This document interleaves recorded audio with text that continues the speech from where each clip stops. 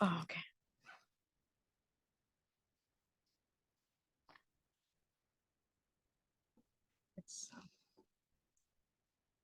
What's going on? I'm trying to get to the Zoom.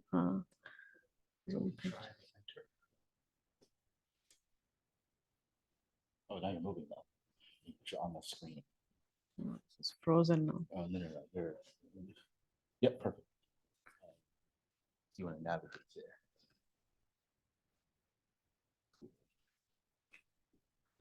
Does your slides still work? No, it seems to be frozen now. Shoot. Okay. Oh, there. All right. Make this work. Well, thank you everyone for coming. Thank you for those who could join online. My name is Professor Kennedy. I am in the mechanical engineering department and computer science as well. I do robotics. Inside of Stanford, I'm a professor in mechanical engineering and CS. But outside, I also wear a hat in Black and Robotics, where we're trying to increase diversity in this space of robotics. And a big piece of that is really fixing the pipeline. And so one of the things that we do as we build community accountability and advocacy, both in the educational system and in industry, is we also try to help our members and help the community understand how they can also advocate for themselves as they're trying to get these positions in the robotic space. So we're joined today by Dr. Shobha Subramanian, and she's a principal university partnerships manager at Amazon. In this role, she builds research and talent pipelines between universities and Amazon Robotics and empowers marginalized students to get successful STEM jobs. Previously, she was a clinical associate professor and director at the University of Michigan, their medical school. She was also a faculty member and assistant department head at Carnegie Mellon, where she led undergraduate, master's, doctoral programs for developing transformative curricula. And she's received multiple awards and fellowships, including the NSF Innovation in Graduate Education Grant and the Wimmer Proceed and Rise Fellowships. And she earned her doctoral degree from CMU and trained as a postdoc at the University of California, San Francisco, and at CMU. So with that, I'll turn it over to Shobha to talk to us about Self-Advocacy. Thanks, Monroe. Well, thank you all for coming on a Saturday before Thanksgiving, a Saturday when there's a game going on there, which I found out by being sitting in my Uber for like an extra half an hour than what I had originally planned. Kind of reminded me of, so I live in Ann Arbor, Michigan. And when we have a Michigan game, the whole town goes crazy. But when there's a Michigan State game or a Ohio State game, let me get the rival names right. It is, the town goes crazy, the traffic is bad, but not quite as bad as here. But I realize it's a Cal game. So, and like Monroe said, I used to live in San Francisco a long time ago as a postdoc. So it's fun to be back in the Bay Area to do this. So I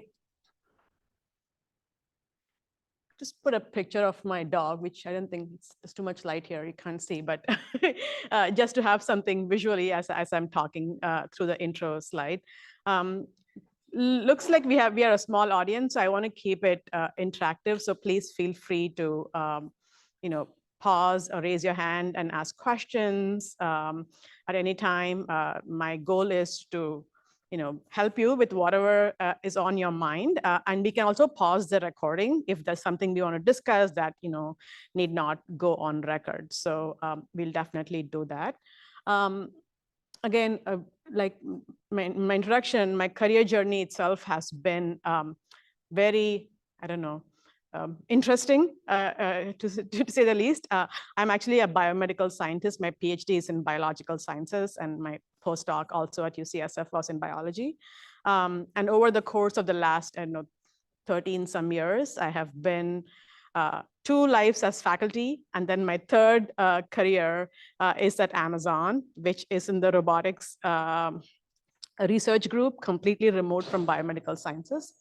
But that being said, I have had to learn self-advocacy over the course of my career. And I honestly wish somebody had told this to me early on when I was young, like all of you, and I was a student and a postdoc myself. And some of these skills are just, there was no other choice but to advocate for myself and like whoever I had to advocate for. Oftentimes I've had to advocate for my students. When I'm sitting in like a committee, I'm like, what about grad students? And I'm like, what about postdocs? What about international students? Like, what about, students of color? What about students, who are first gen? So I think advocacy for self and advocacy for others is something that, is part and parcel of what I do. And I've done this workshop a couple of times before for a different audience, for a biomedical student group that is for minoritized students who are pursuing degrees in biomedical sciences. So this is kind of a little bit of a different take on that. And it's meant to be very interactive. So feel free to pause and ask questions.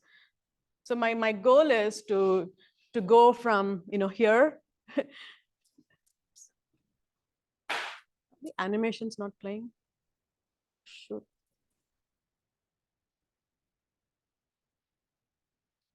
Okay. To here. Okay. So let's maybe start with what is advocacy, what is self-advocacy. I mean, we hear about advocacy all the time. We see advocacy, and right now there's a lot of advocacy going on for different political reasons, right? So advocacy is something we all kind of see and live, and oftentimes also do, right? But for the purpose of today's talk, we'll talk about self-advocacy. So what is self-advocacy? In a nutshell, it is a sort of negotiation, right? You're negotiating to get the other party to get them where you want them to get to, right? And that kind of, in some sense, benefits you as a professional and kind of helps you grow in your professional journey. So there's a lot of personal advocacy you may have to do with your significant others, with your parents, with your friends. We're not going to talk about that, obviously. We're going to keep it about professional advocacy. And the idea is to take action to be able to kind of best represent yourself so you can advance your interest toward your goal. So there are two things that kind of have to precede advocacy itself or self-advocacy itself. One is having clarity of like what your goals are, right? What are the areas that you want to grow in, and what does that kind of lead to your goals? And more importantly, communicating that with the party that is going to give you whatever you're asking. Right? So having self-clarity is critical, but the second step is also getting the next person to understand like what is it that you want. Okay. There's also other types of advocacy, and in the context of like professional setups, I'll talk about like peer advocacy, which is taking action that is going to help maybe you, but also a peer group. Right?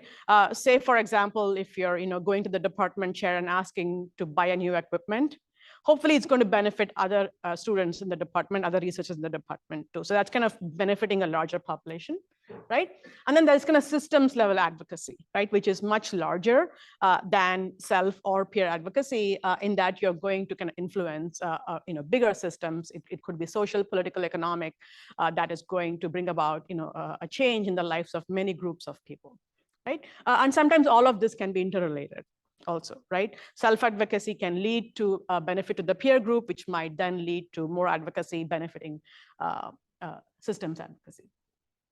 So I'm going to quickly go through a role play scenario here. And typically I'll call somebody in the audience to do it, but I know we're recording, so I don't want to put anybody on the spot. So I'll just kind of role play myself. And so this situation, and it's super apt because there's tailgate going on right now. And I had no idea there was going to be a tailgate going on when I wrote the script here. So imagine that you're at a tailgate, and I'm assuming everybody here is a grad student or like beyond a grad student. And if you're an undergrad, I apologize. So so there are two people in this role play, which is you, a student, a postdoc, and an undergrad from a next door lab. Okay.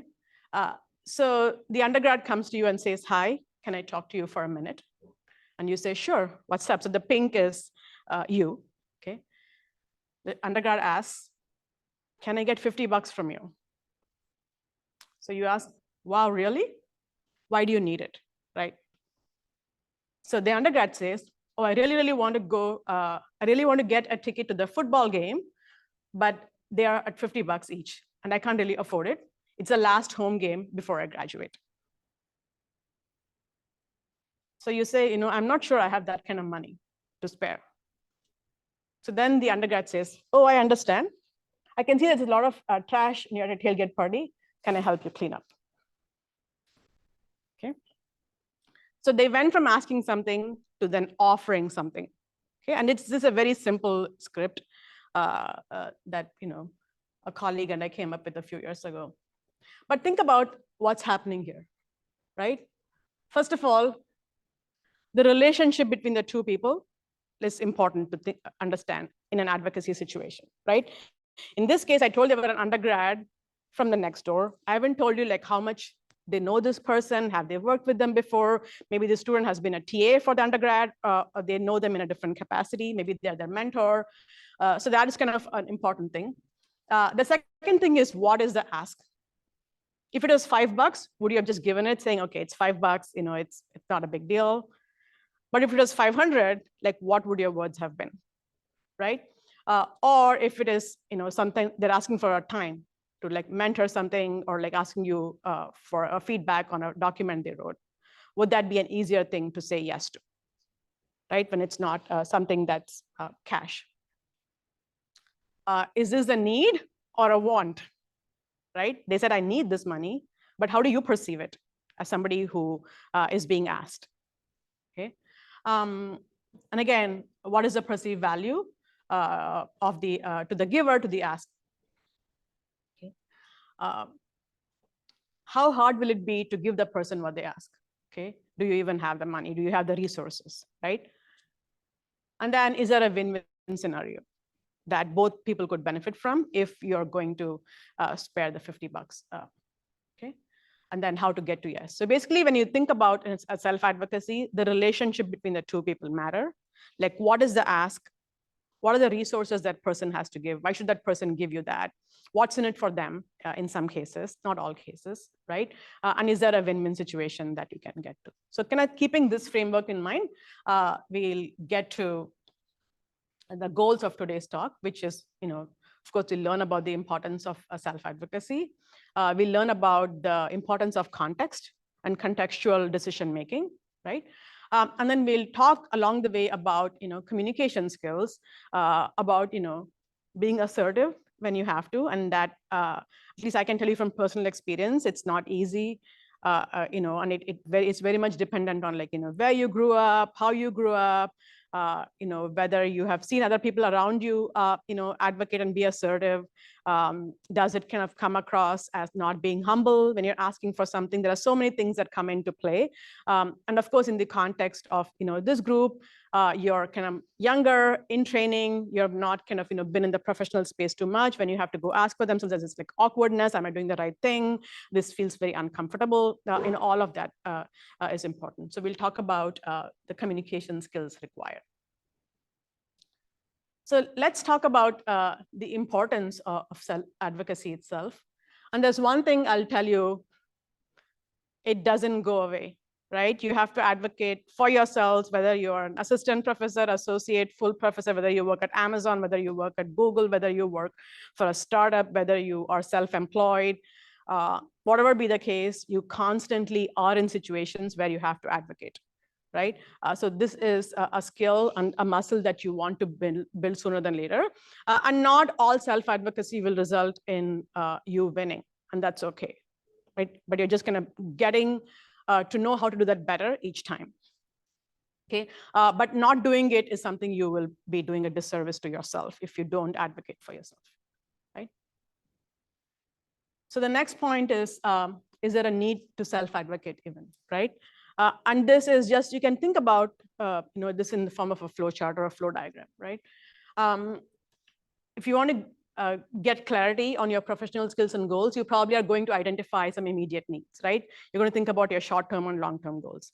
And some of those needs might lead to, I need to get to this situation and I need to grow from here to here, right? To grow from here to here, you need a road to walk on. You need somebody to kind of tell you like where the road is going, right? Maybe you need better shoes to walk on the road. So you need to kind of have the mechanism, right? Then you have to advocate to get the mechanisms to get to where you are. And this is kind of just one way of thinking. There are many different things that you can plug in there and think about it. So think about it as like a full flow chart. Oh, I don't know why this is playing again. Sorry. Not meant to do that. So I would love to hear from the room, like what does self-advocacy mean to you, right? And what are the places where you have had to self-advocate for yourself? Or like, what is the one thing that you can think of when you think of self-advocacy? Monroe, should we pause or is it okay? Do you guys have a preference? Okay, all right, just keep talking, yeah. And again, this is just meant to be a conversation. And when you say something, I might think of something, somebody else may think of something else. So it's meant to be interactive. So there's no right or wrong answer. Yeah. Right. But this is the latest time that I was proud of myself. I was on the way to CVS to get a passport photo for my passport. And it was 5:30 or so. So I called them from the bus asking, are you open? And they said, come 9 to 5. And I said, I'm on my way. Can you please do something? So I waited and did it that day. Okay. Yeah, I had not done that before. Like, we would have said, okay, I'll come again tomorrow. But I was like, I don't have time to come every day 9 to 5 if you're still there. Okay, yeah, that's a great example. And if you don't ask, you will never, if you had said okay, then you would have had to come back the next day, right? And they had a choice to say no, right? You didn't force them. Yeah, what else?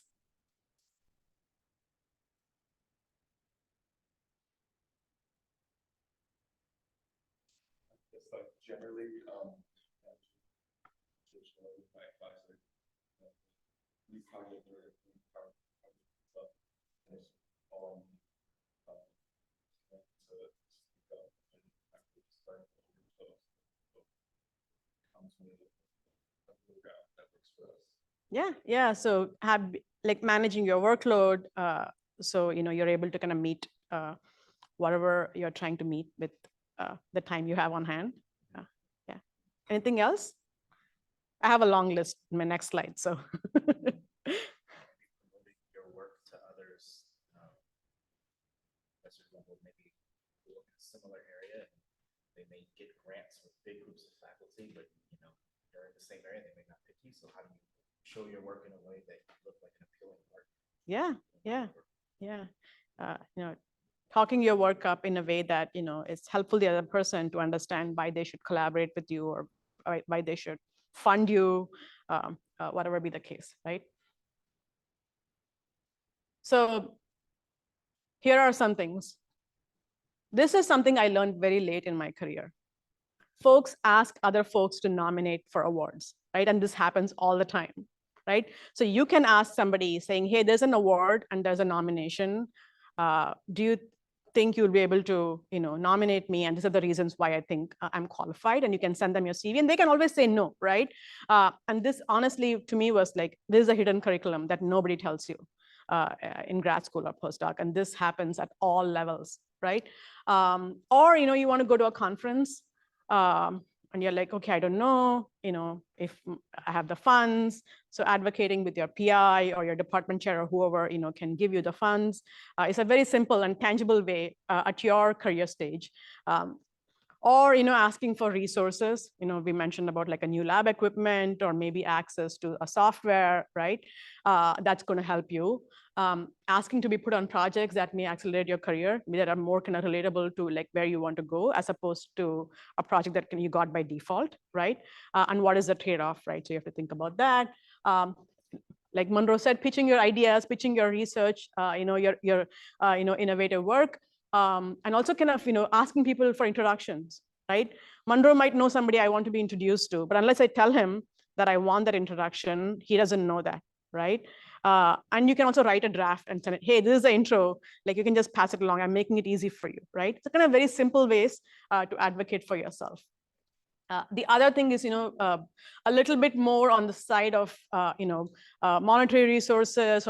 It's a bigger ask, right? For example, work-life balance. You can, ask for flexible time for childcare, or maybe when you're signing a postdoc offer, you can ask if there's subsidized childcare, or maybe if you're signing a job offer, you can ask if there's what are the resources for childcare, things like that, for transportation, for parking, flexible working hours, extra time off, or working from home, access to a gym that may be paid, maybe if they can help cover the costs, hiring people on your team. That's a huge ask, and that's something we all advocate for constantly, right?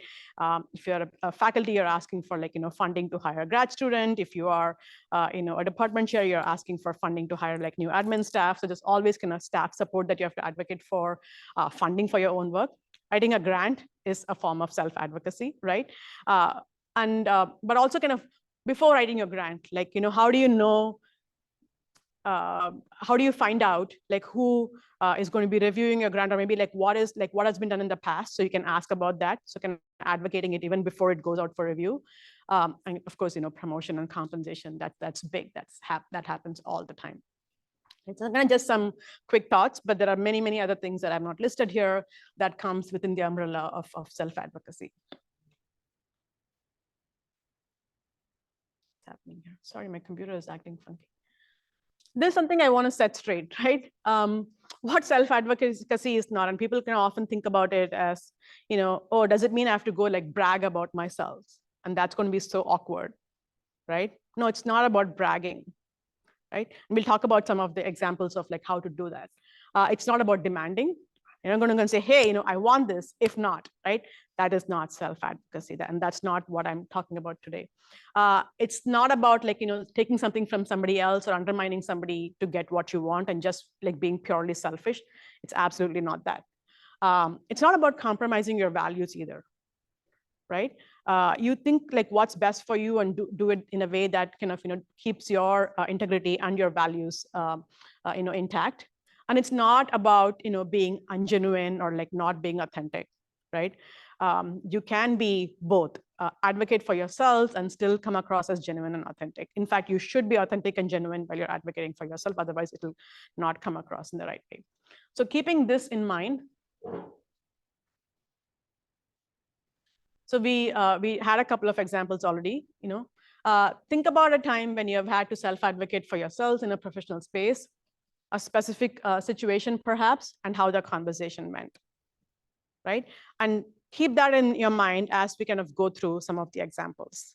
Anybody else wants to share any other examples before we go forward, now that I've kind of given you a little bit more to think about? Or maybe you've seen somebody else advocate and you're like, oh, I wish, I could be doing it that way. I work for a company in Europe, Uh-huh. and before we move in, I'm asking for a possibility to work remote. Okay.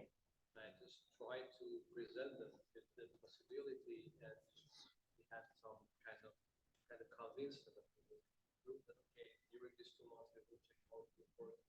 Then I manage the better. Not forcing them, but convincing them that we can. Okay, so you kind of earned their trust over those 2 months. I know if you heard what he said, he wanted to work remotely, and then, but he had to see how it worked for 2 months, and then they gave him a long-term plan for that. So earning trust is absolutely critical, especially when the ask is bigger, right? Without having that trust, you're not going to get what you want. I don't know why is this going backwards. That being said, negotiation, coaching, self-advocacy, all of this does not happen without your identity coming into play. And I talked about that, moments ago. If the language you speak, whether English is your first language or not, especially when you're in the US and everybody, speaks English, what is your race? Have you been historically excluded or underrepresented in your field? Your sexual orientation, gender, are you the first person in your family to go to college? Maybe you have not had role models and before in terms of folks who have advanced degrees. Are you an immigrant? Are you a person with disabilities? All of this kind of comes into play. And in fact, the self-advocacy scholarship itself is very big in the disability research field, because they're constantly trying to kind of find mechanisms for folks who are disabled to be able to advocate for their needs, because that's like very underserved in terms of how we meet the needs of disabled folks. And there's a lot of scholarship. When you look up, self-advocacy and students, the most cited work comes in the area of disability, right? But of course, we won't talk about specific demographic, but all of this kind of comes into play because you have to pause and think about what that means. So as we kind of move forward, I'll talk about like some of the basic principles in terms of skills and contexts that are important for being a good self-advocate. And this is meant to be like a broad overview. I'm sure there are other things that we can talk about if you have questions. So first of all, you have to self-reflect, right? And you have to be mindful in evaluating whether it's a want or a need, whether are you advocating to the right person, right? What are that person's constraints? Like, do they have the resources? Do they have it immediately? And like it was mentioned before, like what is your relationship with that person? Do you have a relationship that is built on trust? Right? All of that is important when you think about self-advocacy. So you have to kind of take a piece of paper, I would say that, write things down if possible. Okay, this is what I need. Is this the right person? Like, why do you think this is the right person? Oftentimes in a grad school situation or a postdoc situation, it's immediate your advisor, but it doesn't always have to be, right? It could be other folks on campus too, with whom you can advocate for what you need. The second thing is understand in advance, like how the other party who is supposedly the person who's going to give you what your need is, like how they operate, like what are their preferences? Like, do they prefer a meeting in person, or do they prefer just to be emailed and not bothered with a meeting in person, right? So you need to know, like, how they like to be communicated with. When you ask for something, or when something that, is a gap, are they the kind of person who will say, just tell me what you need and like, don't bother me, I'll approve it? Or are they the kind of person, okay, let's talk about it. Let's come up with a plan together, right? And you have to kind of meet them where they are, because you're the one who needs something from that person. So you need to kind of understand what their mode of operation is. And how much time will they need to make the decision? Like, are you giving them enough time? Especially when there is something that's a big request, right? So think about all of this beforehand so that you are going to be as successful as can be when you are going to advocate for yourselves. Then you can plan the process. Okay, I'm going to do this in a certain way. I'm going to first send an email, maybe set a meeting agenda, and then set up a time in the room, right? And what are the things that I want to share? What are the foundations? What are some of the boundaries that are important for me to have this discussion go a certain way, especially when it's very high stakes things like compensation or promotion and things like that you want to think about, and kind of have the process planned.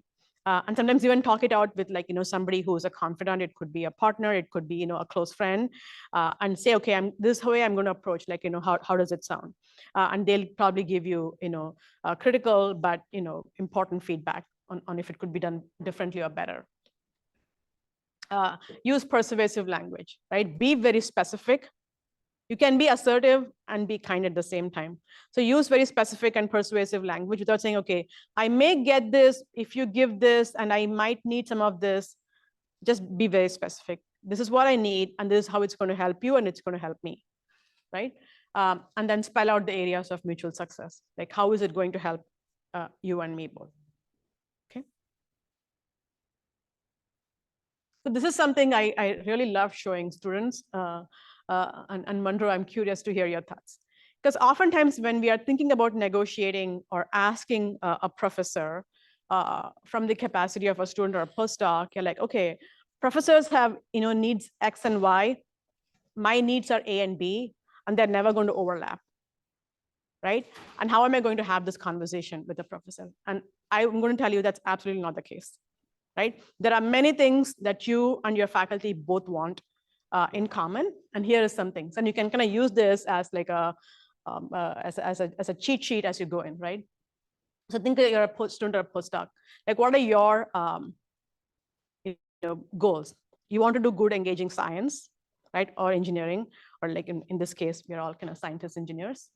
And then you want to develop good academic and transferable skills. By transferable skills, I mean like, communication, self-advocacy, working in a team, being able to meet goals, being able to think critically, so on and so forth. That kind of applies to any field. But you also want to kind of hone your academic skills. You want to achieve professional success, right? Obviously.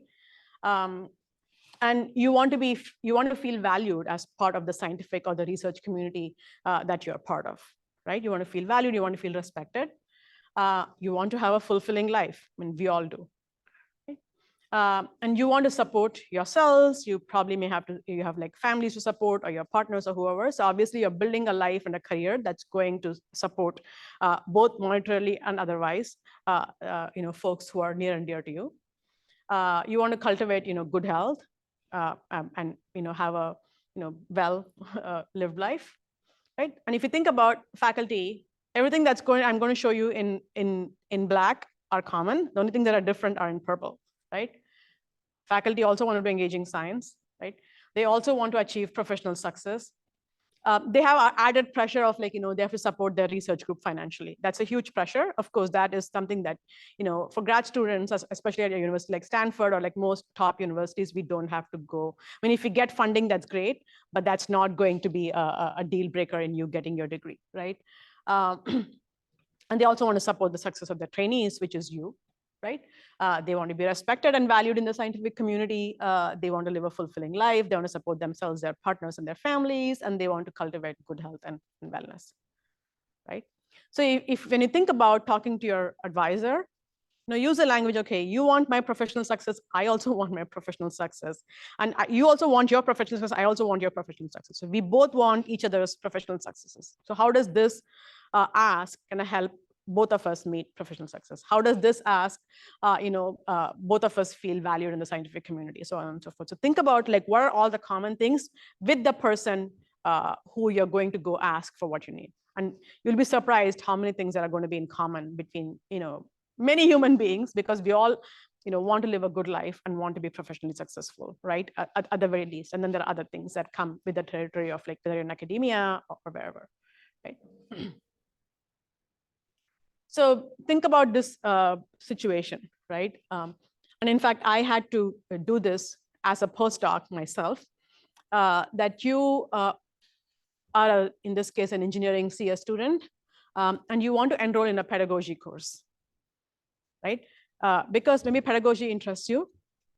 Maybe you're working toward an academic career. Maybe you want to become a faculty who teaches engineering to undergraduates, and that is your professional goal. But a pedagogy course is not part of your engineering degree requirements, right? So how are you going to advocate for yourselves to get the time to do a semester-long pedagogy course? Okay. So I was going to role play, but then I showed this to this one, but it's fine. I would say, think about your advisor and think about yourself, right?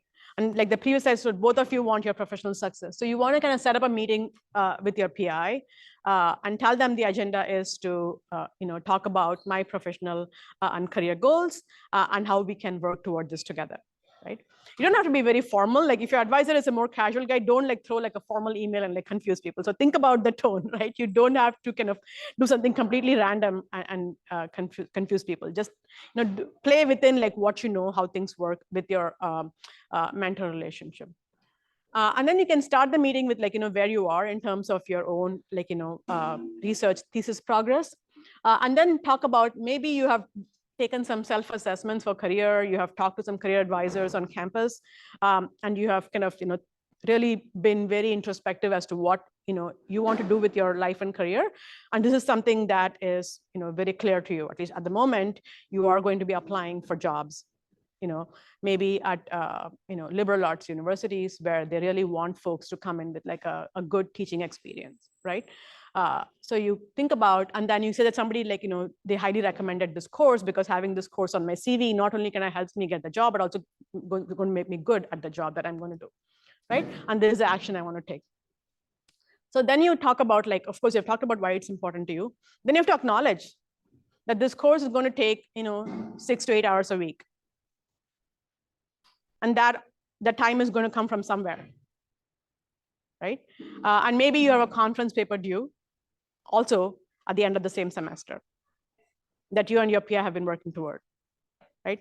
So you acknowledge saying that I understand that I have two things happening at the same time, and I've already promised you about the conference paper. Maybe this semester I'm going to work extra hours and meet this goal and take it a little bit lighter load next semester, but both of this, because this course is only offered in this one semester, right? The conference is also going to only happen that one time. And both are important things on your CV.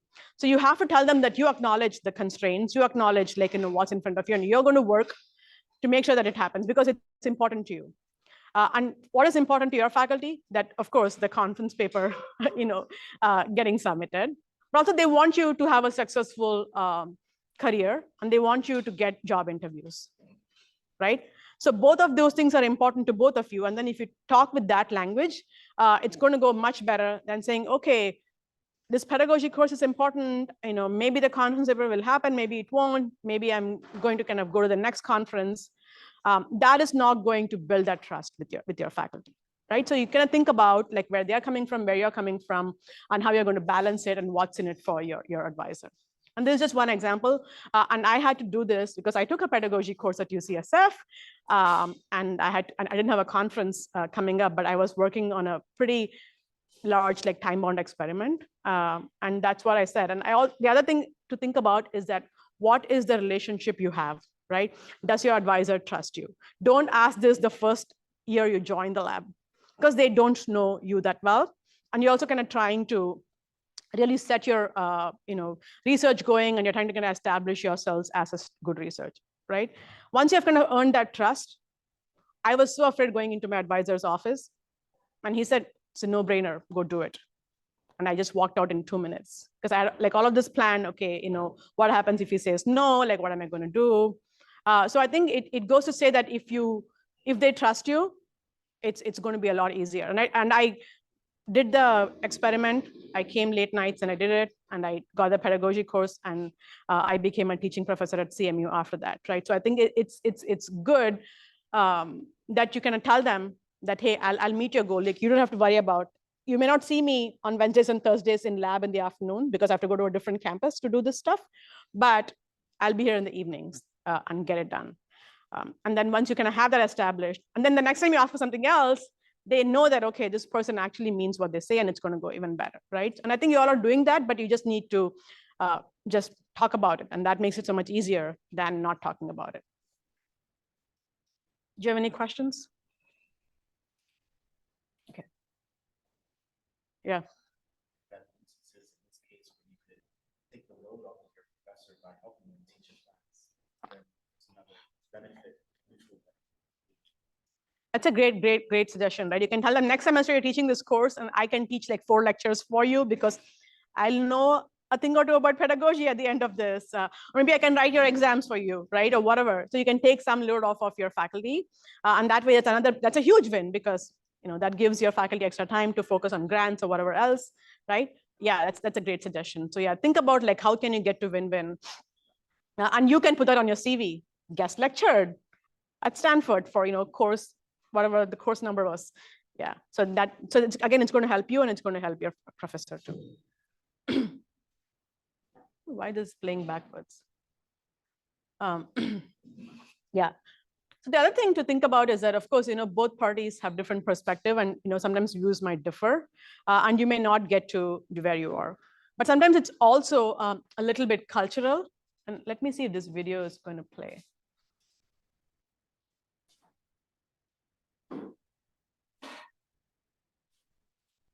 Sorry, it's doing some strange stuff here.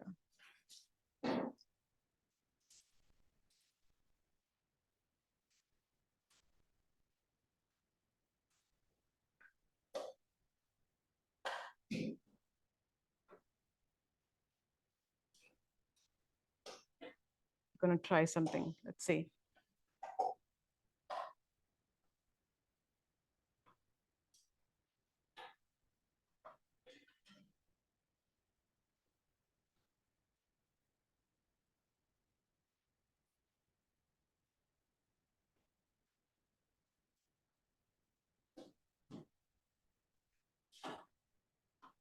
I find this video very interesting. Star negotiator in your own country, but in today's global economy, your skills may not automatically translate to other cultures.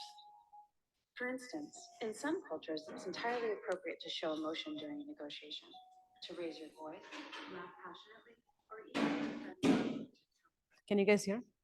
In others, this much expression not only feels intrusive or surprising, but may be viewed as immature. You might be a star negotiator in your own country, but in today's global economy, your skills may not automatically translate to other cultures. For instance, in some cultures, it's entirely appropriate to show emotion during a negotiation, to raise your voice, laugh passionately, or even put a friendly arm around your counterpart. But sorry, last time.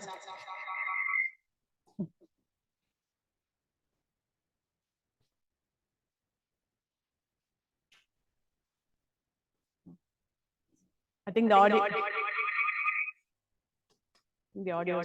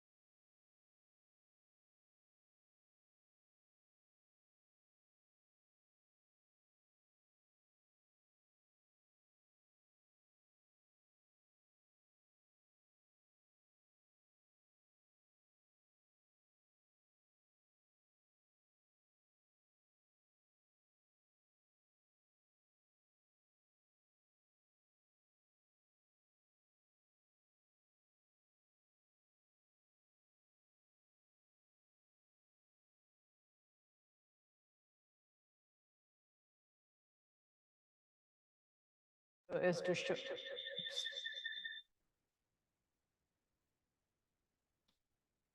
How is it now?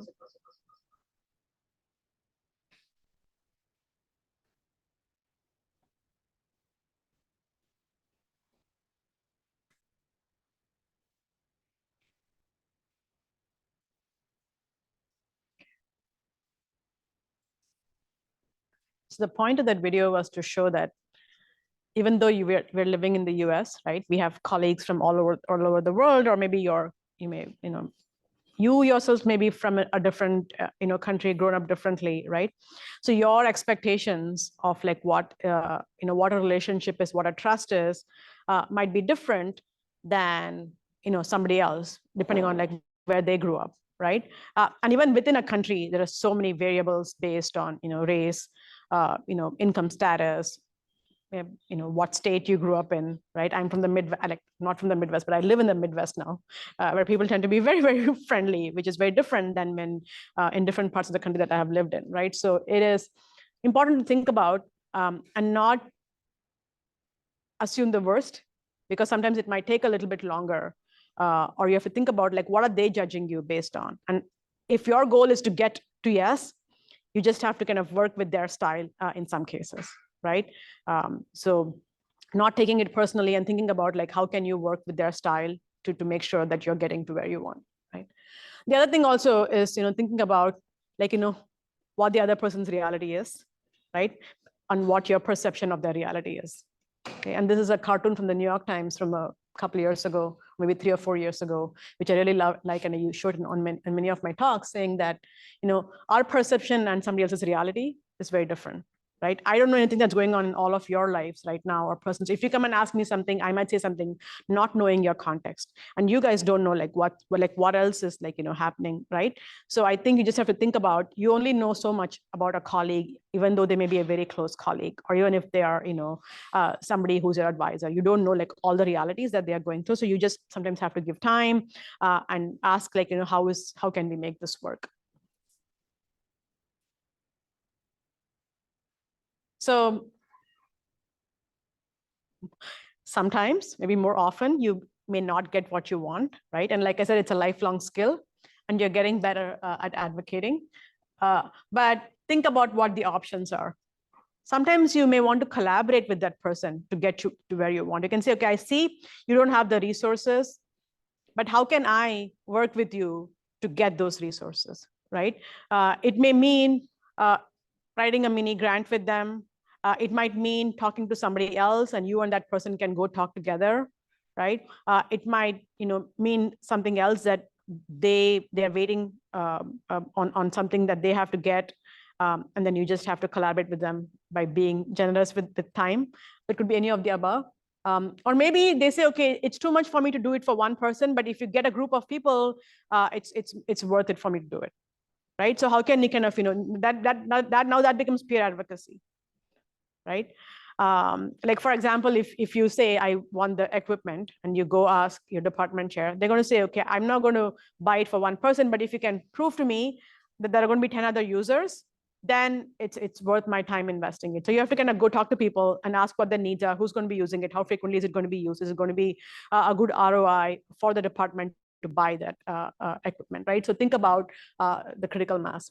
I think it's going to take it stepwise. Maybe you're asking for something that's going to take time, but they'll give you something now, and then over time you can build on it, right? The example of like, working for a couple of months, and then say, okay, if it's going to work out fine, then we'll talk about the rest, right? And that's actually a win. It's a really good win, right? Or an alternative timeline. Maybe it's not going to work, this year. Let's talk about it again next year. Okay. So this is more of the same, but I'll just kind of leave you with this is think about what you need or want, be specific about your ask, your collaborator's role, your possible outcomes. And we talked about, win-win scenarios, what barriers your giver might have, and being aware that it's going to take you and your giver to a zone of discomfort, right? And that's very important to acknowledge. This, in my opinion, it is my favorite slide of everything. Because it's the end of the talk and we get to eat some food. But these are skills, honestly, that I'm going to list about 8 or 9 of them here, are going to be critical for self-advocacy, obviously, because that's the talk I'm giving today, but for anything you're going to do in your professional life, right? And we've touched upon a couple of them, but delivering results and proving yourselves to anybody you work with is going to, is going to have them say yes to you much more easily than when you have not had the time to kind of show, that you are a person who delivers results. So just give that time and prove yourself, and then it's going to get a lot easier. So don't think about you want to ask something immediately. The time and proving yourselves is important. Earning trust is the same thing. This thing I talked about in the beginning, oops, so there's a typo there. Understanding the hidden curriculum is very critical, and it's super, super hard. Right? And I talked about like getting nominated for awards as a hidden curriculum. There are other things that also go into the hidden curriculum territory, right? In terms of like, how does this place work? Like, how are they, deciding on like what the budget is? especially when you are early in your career, you may not have much visibility into things like that. But the more you talk to people, right? And the more you kind of come from a perspective of like curiosity, you're going to learn that. But that is going to help a lot in self-advocacy, right? Like for example, when I was in academia, students would come and ask, hey, we want a budget to do this. I'm like, honestly, if I had the money, I would give it to you, right? And then I'll tell them, this is a process. Like I'm going to ask the chair is going to ask the dean, and then the dean may have it, they may not have it, right? So it has to kind of go up and then come back down, right? So when you are trying to ask, and you can go ask like how do you get money? And I'm curious, so I can know the timeline is that we put in our budget in July, blah blah blah, and it takes like 6 months. Then you get to know like what happens in the backside, right? And that's just one example. So if you understand like how things work, then you'll know like how to advocate.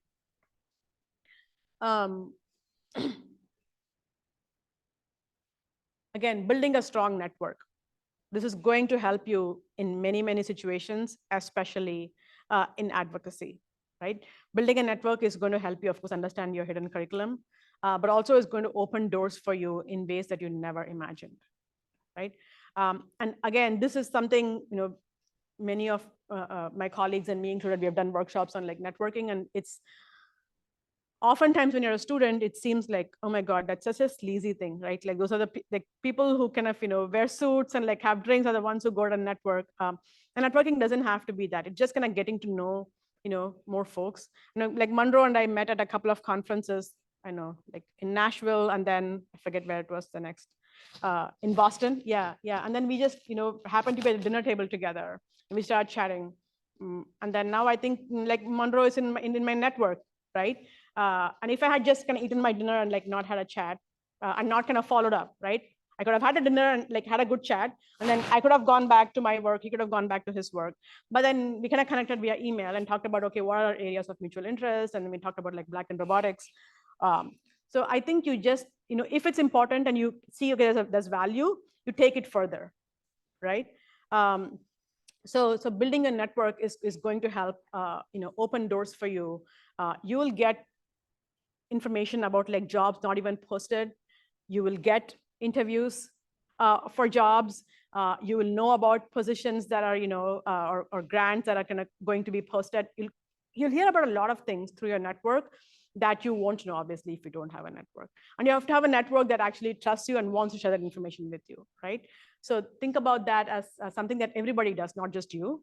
And it can be done well. It doesn't have to be done in a sleazy way at all. The other way to kind of build trust and just grow professionally is to acknowledge and give credit to others, right? The more you're kind of acknowledging others in the room, or especially when they're present, when they're not present, it doesn't matter, especially when they're not present, right? And I say, okay, I saw this beautiful work by my colleague, and what I'm sharing today is their work, and I'm not taking credit for it, right? So it shows that you actually value others, and people think of you a little bit more positively, and that's the right thing to do anyway. But if you do it intentionally and not forget about it, if you say, okay, when I go into the room and I show that slide, I'm going to say, okay, this slide is not something that I wrote, right? Or this piece of data is something that my student did, or like a faculty from another university did, or like a team member did, right? So that really kind of people think about you more positively, and that builds more trust, right? And I think this is something that you have to be intentional about, because sometimes it's not that you don't want to do it, but you forget about it in kind of in getting through your slides. So whatever, however you can do it, kind of keep track of that, and that's going to really shine a positive light on your personality and your professionalism. And then, of course, knowing your own worth is important. And again, we don't talk about this much. At least they didn't talk about it when I was in grad school. Like when you go to the job market, like what are you worth, right? Not only in terms of compensation, but in terms of like title, in terms of the type of work that you have to do, in terms of the type of resources you need to do the work, right? So think about that and talk about that with close friends and colleagues. Because I can think about that in my own head and read up about it, but I can ask, hey, how did you, advocate for that so beautifully? Like, is this title really like, important? Like, where does that get me? So building the network, then you can have those conversations more openly. And then you get more data on the hidden curriculums. All of these are connected, right? And these are the things that really help you advance in your career. And also knowing your strengths, right? Like I would say, like, one strength of mine is I like talking to students, right? Although I work for Amazon, I find an opportunity to come back and talk to students because that really gives me joy. And it kind of brings something back to my employer too, right? So think about like what your strengths are, what you like doing, and kind of focus on that and tell that's important to you. The other thing also is that, your story is very important, right? And when I say your story, I mean, it doesn't have to be the story of like, from when you were born to where you are now. It could be any part of your story that's relevant, right? Say, for example, you have to advocate for something, right? And you have to advocate to be put on a project that you're being ignored, right? And somebody else is put on a project. Maybe the way of asking your advisor or whoever is giving the project away to say that, okay, you can do well in this project because, there was something else you did in a previous, either professional life or as a student, that you did a similar project. And the story was that there was a challenge and this is how you met the challenge. This is how you used resources. So you have a story of like, overcoming a difficulty in the context of like, how that's going to help that project, right? As opposed to saying, okay, put me on the project because I'll be good at it, right? So what's your story that kind of tells the person that you are actually going to be good at it, right? Or it could be, we write personal essays and things like the kind of stories, right? It's for self-advocacy. But your story connecting to your accomplishments is very important. And trust yourself, right? Again, there's a lot of imposter syndrome, and that's something I wish I could say it completely goes away. It gets a little bit better, but trust yourself. I mean, you've gotten this far. That means you have something to offer, right? And you can get the job done. Because self-doubt oftentimes kind of comes in the way of self-advocacy, right? Okay, I can't do it better anyway. Like, what's the point of going and asking, right?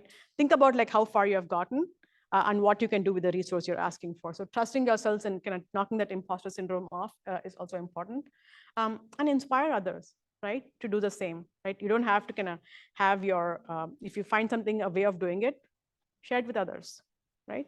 And that's a good thing to do. That's going to help you. That's going to build your, for lack of a better word, brand. And it's going to help others too. And that's again going to help you be known in the community as somebody who gives.